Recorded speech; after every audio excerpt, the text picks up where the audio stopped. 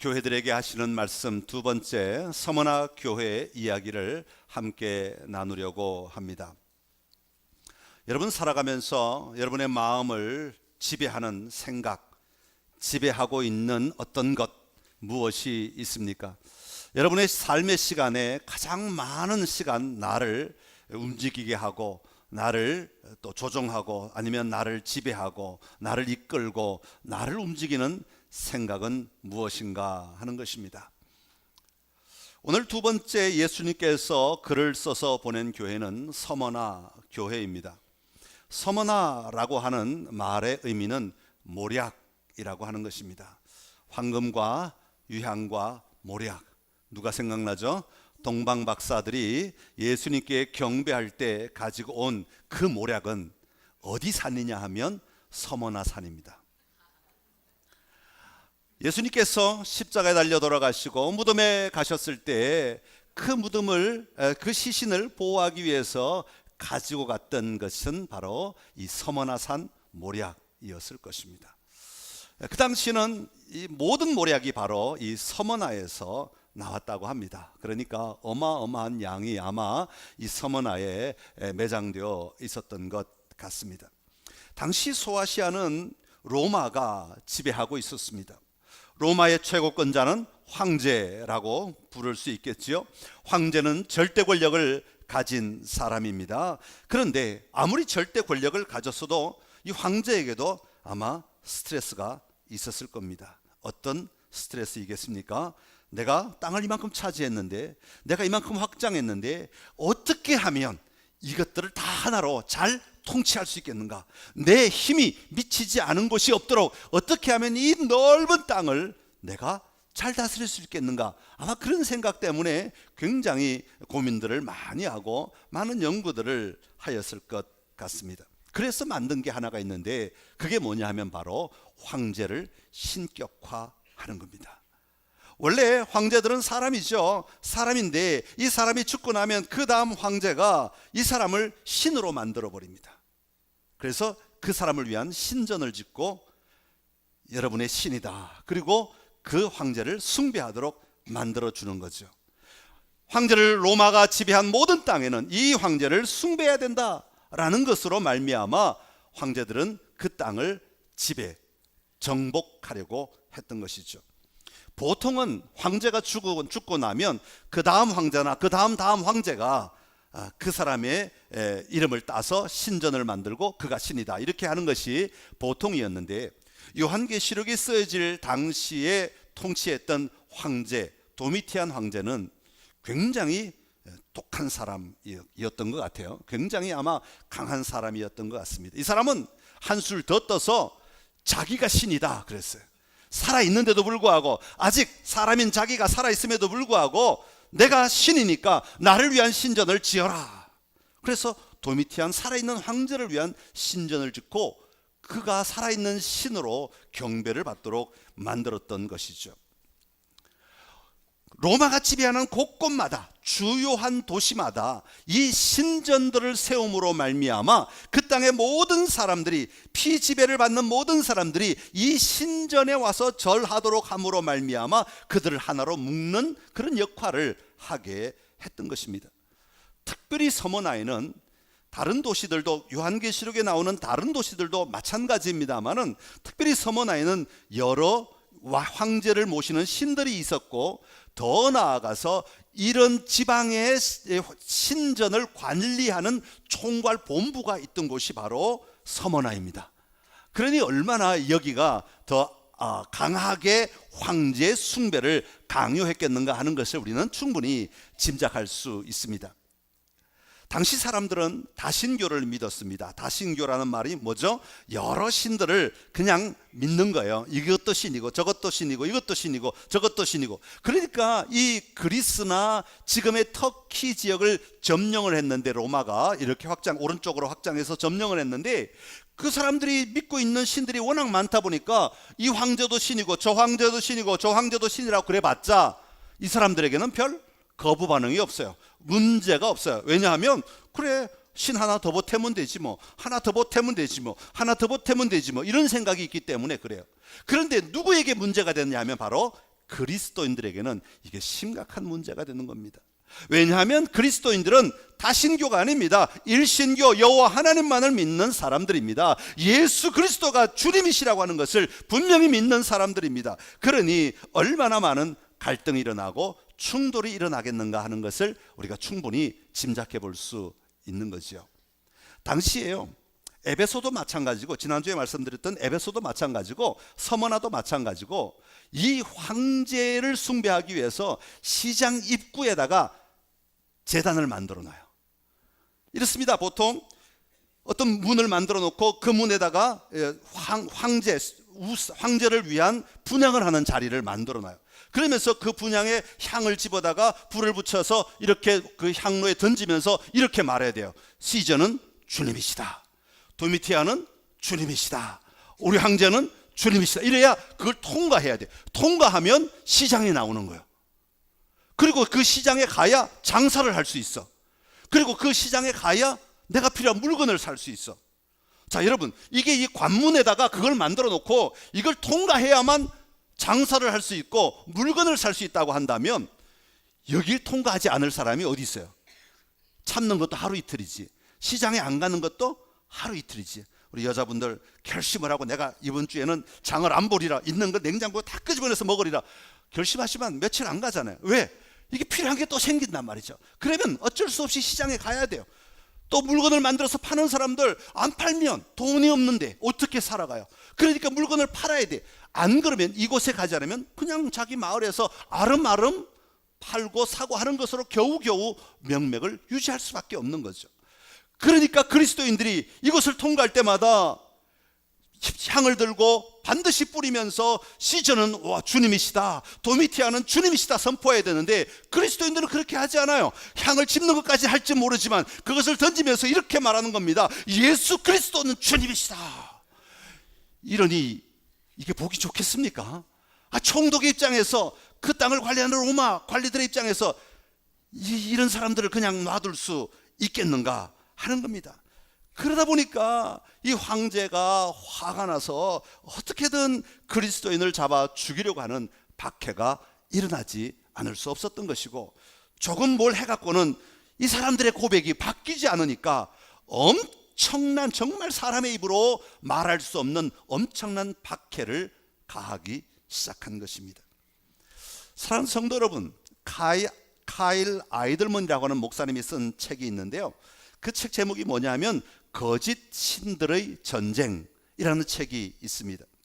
그분은 이 책에서 말하기를 우리 마음이 신들의 전쟁터다, 그렇게 이야기합니다.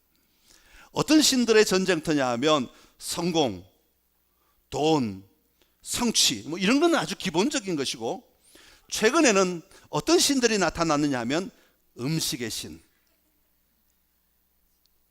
섹스의 신, 그 다음에 게임의 신, 이런 게 나타났다는 거예요. 여러분, 요즘 음식이 단지 우리 배고픔을 채우는 음식이 아닙니다. 얼마 전에 서울에 미국에서 유행하는 유명한 커피점 하나가 들어왔습니다. 시범적으로 하나를 이제 오픈을 한 거죠. 사람들이 그 커피 한 잔 마시겠다고 그 전날 저녁부터 줄을 섰는데 얼마나 많은 줄을 섰는지 모릅니다. 커피 한 잔 마시기 위해서 3시간, 4시간을 기다려야 거기에 입장할 수 있는 거예요. 이건 더 이상 커피가 아닙니다. 이건 이미 신의 단계에 들어간 겁니다. 우상의 단계에 들어간 거죠. 여러분, 요즘 맛집 그냥 정말 먹고 싶어서 그냥 가서 먹는 거야? 누가 뭐라고 합니까? 더 맛있는지 그냥 가서 먹는 거야? 누가 뭐라고 합니까마는 맛집 순례자가 생겼습니다. 그 맛집을 숭배하는 일이 일어나기 시작한다는 거죠. 우리 아이들에게 손에서 휴대폰을 빼앗아 버리면 아이들은 아마 견디지 못할 겁니다. 잠시도 이겨내지 못할 겁니다. 그 불안과 그 두려움과 그 공포를 우리 부모가 어떻게 이해할 수 있겠습니까? 게임 중독자들이 나날이 늘어가고 있습니다. 심각한 게임이 아닙니다. 도박을 하는 게임이 아닙니다. 휴대폰으로 하는 이 게임에 완전히 빠져서 다른 것에 관심이 없고 아무것도 하지 못하는 방에 들어박혀 게임만 하는 사람들이 얼마나 많아지고 있는지 모릅니다. 그 삶에 있어서 그 삶을 움직이는 절대 권력이 되어가고 있는 것이죠.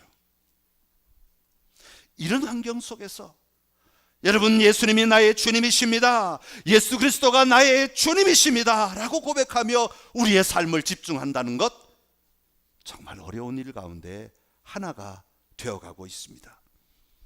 이곳에 예배드리러 오시는 여러분들은 얼마든지 그게 뭐 어려워, 예수님은 나의 주님이라고 고백하는 게 뭐가 어려워 말씀하실 수 있을지 모르지만, 오늘 어쩌면 이 자리에 나오고 싶어도 나오지 못하고 또 다른 것에 끌려서 어딘가를 찾아 헤매거나 어딘가에 머물러 문을 닫고 자기 혼자만의 삶을 살아갈 수밖에 없다면, 그들은 이 고백이 너무나 어려운 고백이 되고 말 것이라고 하는 것입니다. 어쩌면 환경은 다르지만 서머나 교회를 향하여 하고 계시는 주님의 이 말씀이 바로 그런 시대를 살아가고 있는 오늘 우리에게도 주시는 말씀인 것이죠. 그런 의미에서 오늘 이 말씀을 통해서 다시 한번 믿음의 확신과 믿음의 도전을 하는 삶이 저와 여러분 안에 일어나게 되기를 간절히 기원합니다. 오늘 본문 8절에 보면 이런 어려움을 당하고 있는 서머나 교인들에게 먼저 예수님은 어떤 분이신가 하는 것을 다시 한번 분명하게 선포하십니다. 우리 8절의 말씀인데요, 8절을 같이 읽어보겠습니다. 서머나 교회의 사자에게 편지하라. 처음이며 마지막이요 죽었다가 살아나시니가 이르시되. 아멘.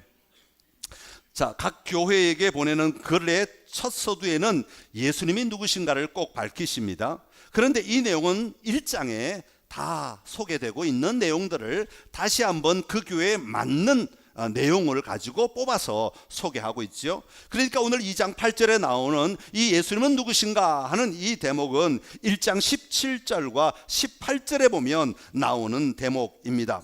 17절과 18절에 보면 이렇게 말합니다. 두려워하지 말아라. 나는 처음이요 마지막이다. 나는 살아있는 자다. 나는 한 번은 죽었지만 봐라, 내가 다시 살아나 영원 무궁하도록 살아있어서 사망과 지옥의 열쇠를 가지고 있다. 그렇게 말씀하고 계시는 것이죠. 자, 그렇다면 예수님은 왜 처음이요 마지막이 되신다고 자기를 소개하고 있겠습니까? 황제들은 자신이 주님이라고 말합니다.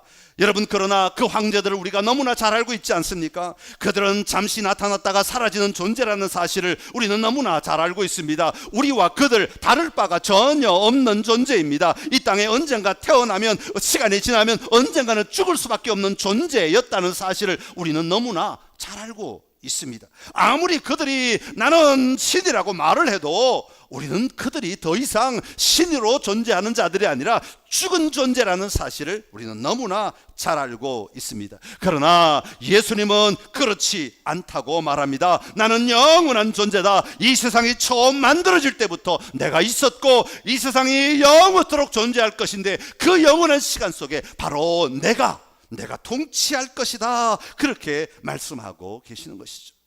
그래, 너희들이 죽는 것처럼 나도 죽었어. 황제들이 죽는 것처럼 나도 십자가 위에서 죽었어. 그러나 봐라, 나는 다시 살아나지 않았느냐? 황제들이 다시 살아났느냐? 아니야. 그들은 죽은 채로 끝나고 말아. 그러나 나는 무덤 속에 남아있지 아니하고 빈 무덤을 만드시고 살아나지 않았느냐? 나는 영원히 살아있는 자가 아니냐? 우리 주님은 누가 진짜 참된 너희의 주님이 되어야 하는가를 이 8절에서 이야기하고 계신 것입니다. 사랑하는 성도 여러분, 여러분이 믿는 예수 그리스도는 처음이요 나중이 되시는 분이십니다. 태초부터 계시고 영원까지 계시는 그분이야말로 참된 우리의 주님이 되어야 하시는 줄로 믿습니다. 잠시 있다 없어지는 것들, 잠깐 있다 사라지는 것들은 결코 우리의 주인이 될 수가 없습니다. 우리를 이끌고 갈 수가 없습니다. 우리를 영원한 삶으로 안내할 수도 없는 것들입니다. 오직 처음이요 나중 되시는, 처음부터 계시고 영원토록 계시는 알파와 오메가가 되시는 우리 주님만이 우리를 영원하신 삶으로 인도하실 수 있는 분이심을 분명히 바라보며 나아가야 할 것입니다. 그럴 때 우리 안에 그 영원한 생명을 소유할 수 있고 누릴 수 있게 되는 것이죠. 여러분, 그러기 위해서는 우리의 믿음이 분명해야 합니다. 나의 주님은 예수 그리스도이십니다. 예수 그리스도가 나의 주님이십니다. 세상의 어떤 것들도 나의 주님이 될 수 없습니다. 세상의 어떤 명예나 세상의 어떤 좋은 것들이 나의 주님이 아닙니다. 그것은 잠깐 필요한 것일 뿐이지 그것이 나의 주님이 될 수가 없습니다. 나의 주님은 예수 그리스도이십니다. 여러분에게도 이 고백이 넘쳐나기를 간절히 기원합니다. 자, 이런 어려움들이 일어나게 될 터인데, 이런 어려움을 이겨내기 위해서는 또 하나 우리가 고백해야 될 것이 있는데, 우리가 누구인가? 다시 말하면 예수님의 입장에서는 너희가 누구인지를 너희는 분명히 알아야 된다, 그렇게 말씀하시면서 서머나교회의 정체성을 이야기해 주십니다. 9절의 말씀인데요, 우리 9절을 다시 한번 읽어보겠습니다. 내가 내 환난과 궁핍을 알거니와 실상은 내가 부요한 자니라. 자칭 유대인이라 하는 자들의 비방도 알거니와 실상은 유대인이 아니요 사단의 회당이라. 아멘. 너희가 지금 고난을 겪고 있기 때문에 너희가 연약한 것 같고 소망이 없는 자 같아 보이지만, 실상은, 진짜는 알고 보면 너희는 엄청난 부유한 자들이야. 주님은 그렇게 말씀하십니다. 그러면 그러기 전에 주님은 먼저 이렇게 말씀하십니다. 너희들의 환난과 궁핍을 안다고 말씀하십니다. 환난은 궁핍을 만들고 때로는 궁핍은 또 환난을 가져다 줄 수밖에 없습니다. 여러분, 신앙을 지키기 위해 법을 지키고 정당하게 장사하고 거래하다 보면 돈을 못 벌 수도 있습니다. 신앙의 양심에 따라 살아가려다 보면 이 땅에 살면은 많은 어려움들이 우리 앞을 가로막을 때가 얼마나 많은지 모릅니다. 그 결과 궁핍함이 우리에게 따라올 수 있습니다. 또한 이 궁핍함 가운데 있다 보면 그것을 빌미로 사람들이 우리를 어렵게 할 때가 얼마나 많이 있습니까? 가난하다고 무시하고, 이 아파트 저 아파트 따져가며 무시하고 어려움 당할 때가 정말 많이 있다고 말합니다. 주님은 그거 안다고 말씀하십니다. 그런데 이것만이 어려움이 아니라고 말합니다. 당시 상황으로 보면 유대인들로 말미암은 어려움도 있었다고 말합니다. 자칭 유대인이라 하는 자들의 비방도 알거니와. 당시 황제가 핍박을 할 때 하나님을 믿는 사람 전체를 핍박을 했습니다. 왜냐하면 이 로마 사람들은 유대인이 누군지 그리스도인 누군지를 구분하지 못했어. 다 하나님 믿는 사람들이니까 이들이 우리를 반대하는구나. 그래서 같이 핍박을 하였죠. 그러니까 누가 화가 나겠어요? 유대인들이 화가 난 거야. 우리는 그래도 황제를 위해 많이 협조하고 많이 도와줬는데, 아니 우리까지 싸잡아서 저렇게 핍박을 주니까 이거 분명히 이 원인은 그리스도인들 때문인데 우리까지 싸잡아 말하니까 참 기분이 나쁘단 말이죠. 그래서 유대인들이 기독교인들을 고발하기 시작했습니다. 기독교인들과 자신들이 다르다는 점을 말하기 위해서 기독교인들을 일부러 위험에 빠뜨려서 그들이 잡혀가도록 만드는 일들이 일어나게 되었다는 거죠. 기독교인들이 숨어있는 것을 알아내가지고 고발을 합니다. 성찬식을 하는 모습을 보고 저들은 사람을 먹는 식인종이라고 고발을 하는 거예요. 내 피다, 내 살이다, 먹으라 마시라. 그러니까 저들은 식인종입니다. 그러니까 군인들이 와서 잡아가는 거예요. 형제자매라고 서로 부르는 것을 보고는 저들은 건친상간을 하는 자들이다 하고 고발을 합니다. 또 군인들이 와서 잡아갑니다. 그렇게 잡혀간 사람들이 어떻게 되는지 아십니까? 피부 껍질이 다 벗겨져 죽을 때까지 매달아 놓는 겁니다. 불 가운데 집어넣는 거죠. 사자들의 밥이 되도록 만들어 버리는 겁니다. 온몸을 발가벗겨서 고대 그리스 신화에 나오는 그 신화를 연극을 하도록 만듭니다.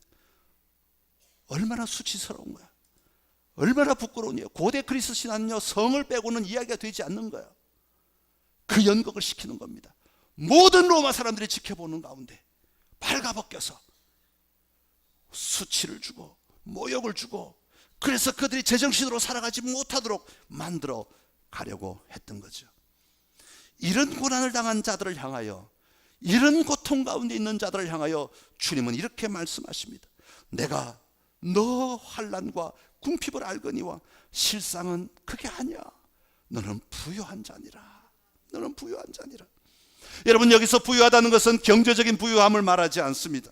여기서 부유하다고 말하는 것은 영적인 차원의 부유함을 이야기하는 겁니다. 육신적으로 볼 때, 물리적으로 볼 때는 궁핍하고 곤란을 당하고 환난을 당하고 어려움을 당하고 수치를 당하고 있지만, 그러나 영적인 차원에서 볼 때, 하나님의 나라의 관점에서 볼 때 너희들은 부유한 자니라. 왜냐하면 그 수치는 잠깐일지 모르지만 그 영광은 영원하기에, 너희의 영광은 영원하기에 너희들은 부유한 자다. 너희들은 땅의 것만 가진 자들이 아니라 하늘의 것을 소유한 자들이니 너희들은 부유한 자다. 그렇게 말씀하는 거죠. 제가 이렇게 말하면 어떤 분은 이렇게 말씀하실 겁니다. 아니, 궁핍한데 영적인 부유함이 있으면 뭐합니까? 혹시 여러분 이렇게 말하지 않습니까? 그러나 진짜 고난을 당해보신 분들은 그렇게 말하지 않습니다. 육신이 고달파도 집에 먹을 게 없어도 마음이 편해야 한다고 하지 않습니까? 밥만 먹고 사람이 사는 것 아닙니다. 예수님도 말씀하시죠. 땅의 것만 추구하지 말고 하나님의 나라를 추구하라고 말씀하십니다. 여러분, 여러분의 건강은 뭘 잘 먹느냐도 중요하지만 더 중요한 것은 여러분의 영혼이 건강해야 육신의 건강도 따라오는 것 아닙니까? 우리의 삶의 근원은 보이는 것이 전부가 아닙니다. 우리의 영적인 삶이 흔들리지 않고 든든히 세워져 있을 때 우리는 그 능력으로 잠깐 다가오는 환난이나 고난이나 역경이나 어려움들을 넉넉히 이겨낼 힘을 얻을 수 있는 것이고, 그 힘이 있는 사람이야말로 참된 승리의 삶을 살아갈 수 있는 겁니다.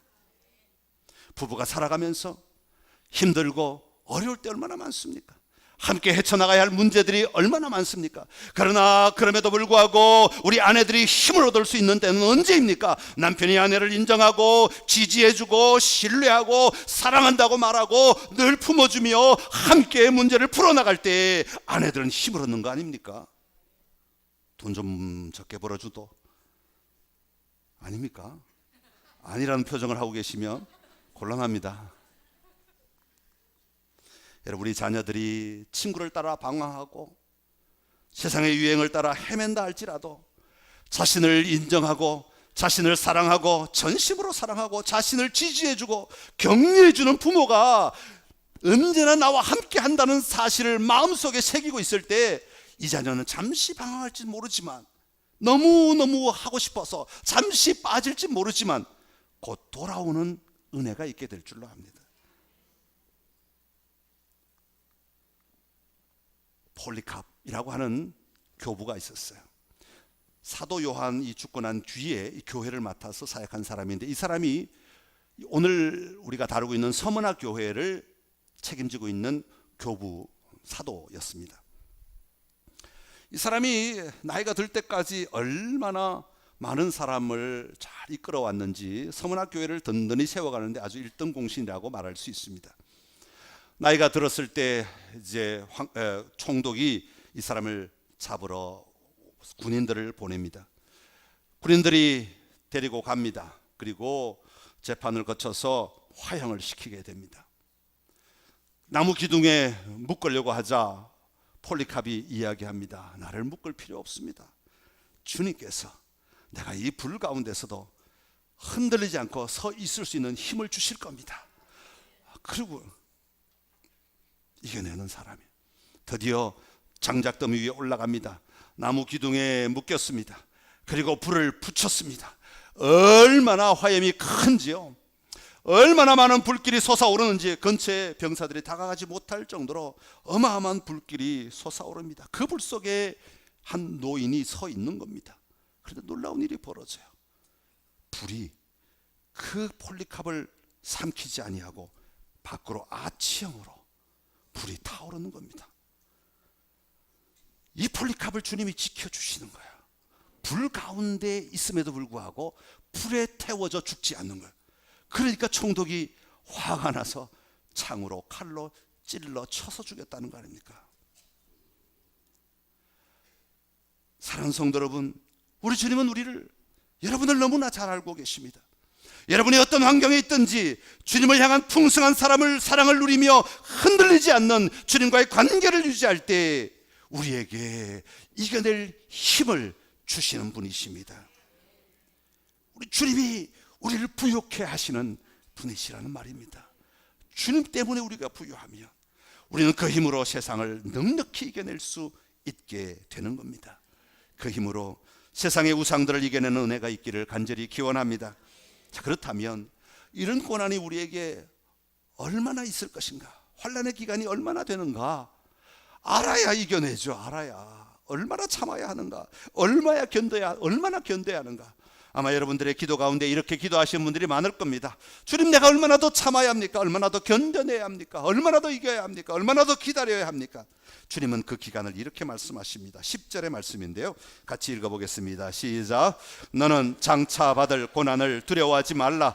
볼지어다 마귀가 장차 너희 가운데서 몇 사람을 오게 던져 시험을 받게 하리니 너희가 10일 동안 환난을 받으리라.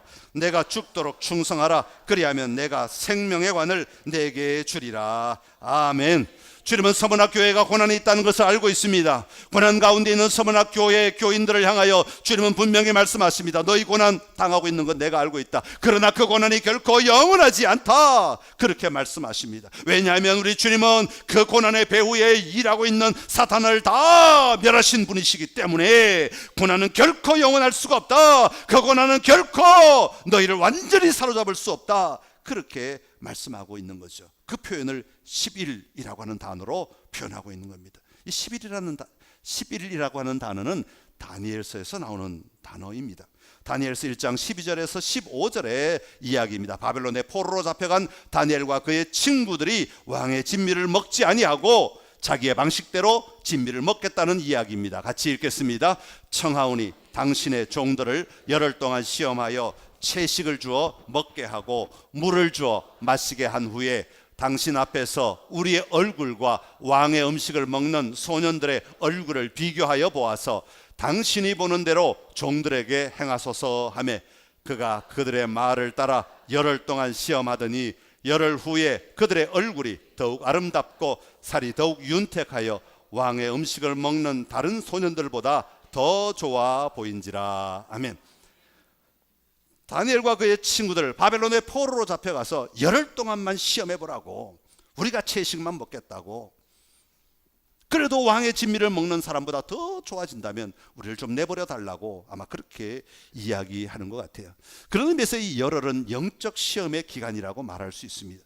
다니엘서에서 나오는 10일은 정확하게 하루 이틀 3일 해서 10일입니다. 그러나 오늘 요한계시록에 나오는 10일은 하루 이틀 3일 해서 10일을 말하는 것이 아니라 짧은 기간이라는 의미를 가지고 있습니다.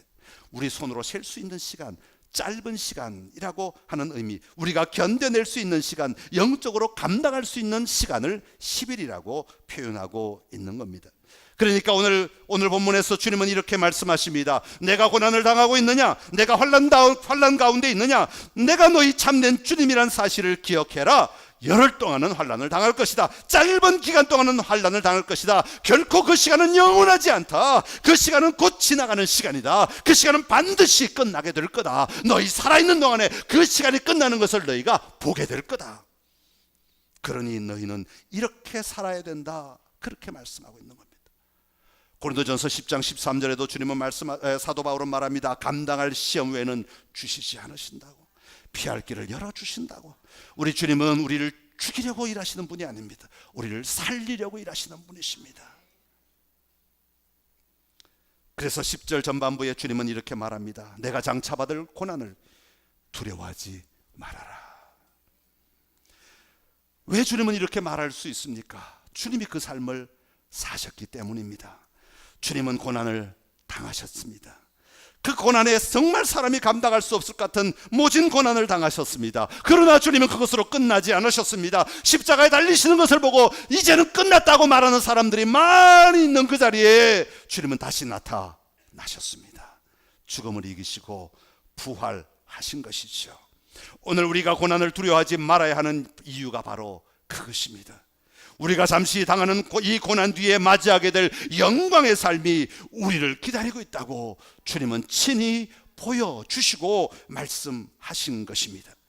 내일 얻을 승리를 바라보고 오늘을 이겨내는 자가 되라고 말씀하십니다. 사랑하는 성도 여러분, 그렇게 살아가는 은혜가 저와 여러분에게 있기를 간절히 기원합니다. 그러면서 주님은 이렇게 말씀하십니다. 죽도록 충성하라.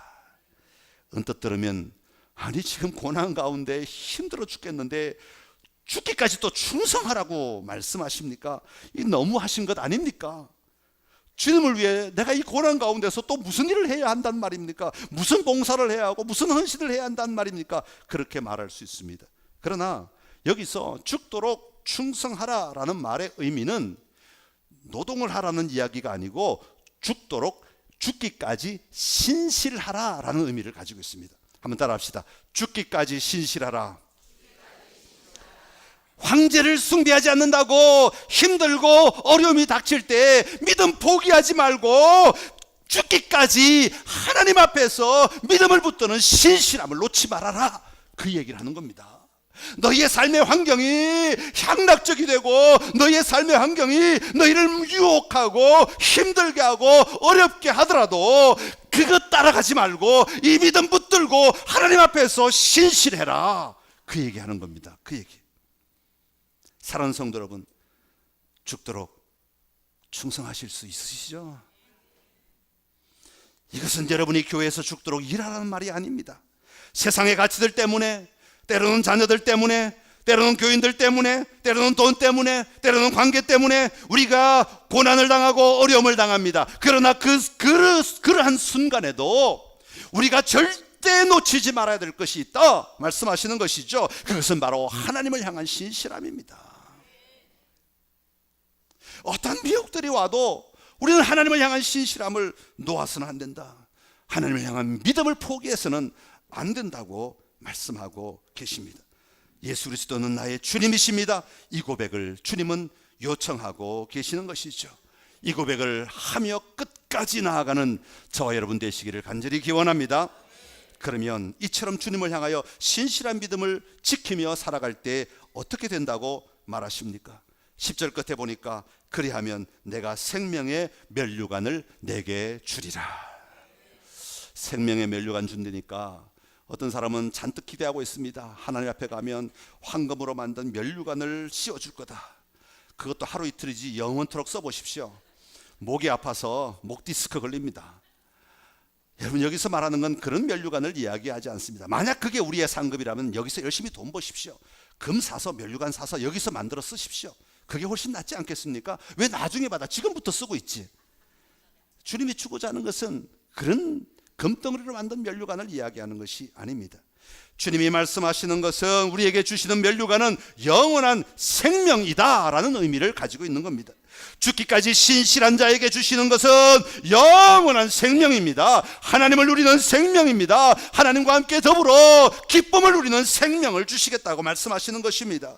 고난 때문에 너희가 죽는 것으로 끝나지 않는다. 너희에게는 영원한 생명이 주어졌다. 너희는 영원한 생명을 누리게 될 것이다. 그것이야말로 기쁨의 절정이고 참된 희락의 절정이고 참된 아름다움의 절정이고 참된 안식의 절정이 될 것이다. 이것을 누려야 한다. 이것이 너희에게 기다리고 있다. 주님은 그렇게 말씀하고 계시는 것입니다. 사랑하는 성도 여러분, 우리가 사는 세상은 저마다 신이라고 말합니다. 그냥 조금 윗사람 대접해 주는 것 정도가 아니라 내가 신이다, 그렇게 말하는 세상 속에 살아가고 있습니다. 자기를 신처럼 모시라는 직장 상사도 있을 수 있고, 신이 되려고 하시는 부모님도 계실 수 있고, 신이 되려고 하는 자식들도 있을 수 있습니다. 돈 때문에 쪼들릴 때는 돈이 신이 되어버리기도 하고, 얼마나 많은 신들이 나를 섬기라고, 내가 너의 주인이라고 고백하게 만드는지 모릅니다. 이런 세상에서 나의 주님은 예수님입니다 라고 고백하며 살아가려면 내 힘으로 안 될 때가 얼마나 많은지 몰라요. 우리가 아무리 이런 말씀을 듣고 아무리 아멘 했어도 정작 삶의 현장에 들어가면 이게 그렇게 어려워요. 이게 그렇게 힘들어요. 그래서 우리는 주님을 쳐다보는 수밖에 없어요. 은혜가 아니면, 주님의 은혜가 없이는 우리는 이겨낼 수 없습니다. 주님의 은혜가 필요합니다. 내가 이 세상을 살아갈 때 주님의 은혜가 필요합니다. 우리는 고백하지 않을 수가 없습니다. 우리 이 찬양으로 이 고백을 같이 하기를 원합니다. 은혜 아니면 살아갈 수가 없네. 호흡마저도 다 주의 것이니 세상 평안과 위로 내게 없어도 예수, 오직 예수뿐이네. 다시 한번 고백합시다. 은혜 아니면 살아갈 수가 없네. 호흡마저도 다 주의 것이니 세상 평안과 위로 내게 없어도 예수, 오직 예수뿐이네. 크신 계획 다 할 수도 없고 작은 고난에 지쳐도 주께 묶인 나의 모든 삶 버티고 견디게 하시네. 은혜 아니면 살아갈 수가 없네. 나의 모든 것 다 주께 맡기니 참된 평안과 위로 내게 주신 주 예수, 오직 예수뿐이네. 하나님 아버지, 우리의 삶의 자리에 얼마나 많은 고난이 있고 얼마나 많은 환난이 있는지 모릅니다. 이 어려움을 이겨내기 위해서, 이 어려움을 감당하기 위해서 우리는 주님의 은혜가 필요합니다. 이 시간 한없는 그 주님의 은혜로 충만하게 하여 주시옵소서. 내가 너를 안다 말씀하시는 주님께서 내가 너를 위로한다 말씀하여 주시고 내가 너에게 새 힘 준다 말씀하여 주시옵시서. 우리 주님이 주시는 그 영원한 생명 바라보며 그 영원한 삶의 자리를 바라보며 오늘을 이겨내는 저희들 되게 하여 주시옵소서. 지금은 우리 주 예수 그리스도의 은혜와 하나님 우리 아버지의 놀라우신 사랑하심과 성령의 교통하시고 역사하시고 인도하시는 은혜가 주님의 은혜로 우리의 삶을 이겨내고 승리하기를 원하는 주의 귀한 백성들 머리 위에 지금부터 영원토록 함께 하시기를 간절히 축원하옵나이다. 아멘.